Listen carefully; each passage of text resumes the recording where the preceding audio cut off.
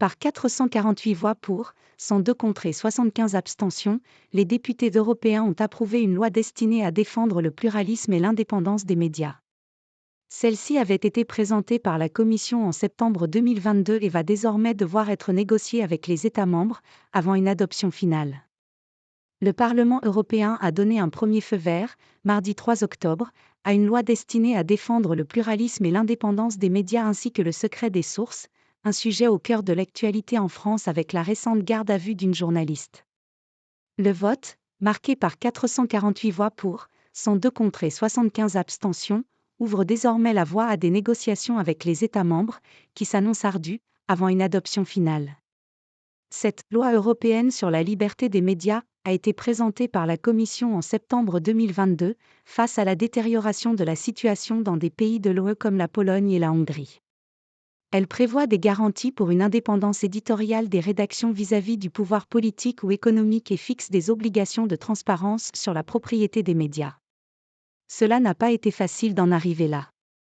Les pressions contre cette loi ont été énormes, et au départ beaucoup pensaient que c'était mission impossible, a déclaré la vice-présidente de la Commission européenne Vera Jourova devant les eurodéputés réunis en session plénière à Strasbourg. Le texte interdit les détentions de journalistes, les fouilles de documents et perquisitions de leur bureau ou domicile, en particulier quand de telles actions peuvent conduire à l'accès à des sources journalistiques. Les dérogations à ce principe sont strictement encadrées. Des garde-fous clairement plus protecteurs que la loi française. Ces garde-fous sont clairement plus protecteurs que la loi française et apportent un niveau de protection qui aurait empêché qu'un épisode comme celui d'Ariane Lavrieux se produise, explique à l'AFP Julie Magerzak, directrice du bureau bruxellois de Reporters sans frontières, RSF.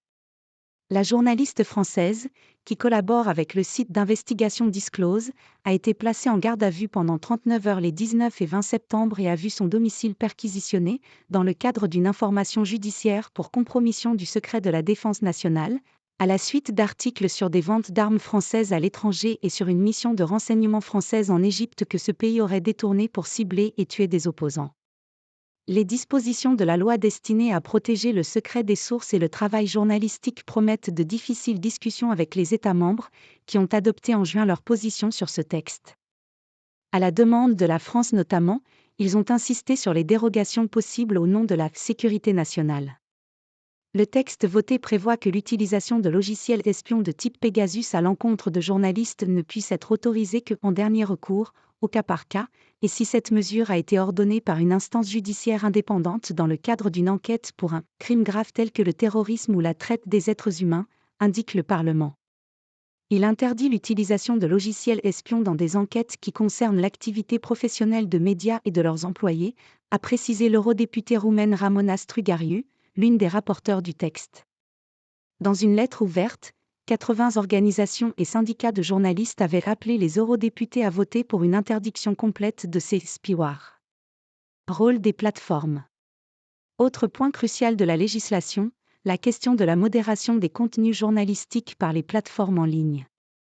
Afin d'éviter que ces plateformes ne suppriment ou restreignent arbitrairement des articles ou des reportages vidéo, la loi prévoit un traitement à part pour les médias remplissant un certain nombre de conditions. Ces médias doivent être transparents sur leurs propriétaires, être indépendants éditorialement, être soumis à la supervision d'une autorité nationale ou respecter des normes d'autorégulation, ne pas produire de contenu par un système d'intelligence artificielle sans que ce contenu n'ait été soumis à un contrôle humain. Si une plateforme estime que le contenu d'un média ainsi reconnu enfreint ses règles d'utilisation, elle doit l'avertir 24 heures avant de procéder à une éventuelle suspension ou restriction, afin de lui laisser le temps de se défendre. L'eurodéputé français Geoffroy Didier, PPE, droite, s'est félicité de voir le projet de loi consolider la liberté d'expression, estimant que Twitter ne pourra plus, par exemple, supprimer les comptes de journalistes. L'Union européenne de radio-télévision, UER, a salué les améliorations apportées au texte par les eurodéputés notamment pour protéger les médias vérifiés de la censure des plateformes. Tandis que la CCIA, l'un des principaux lobbies des géants du numérique, a critiqué cette exemption média. Avec AFP.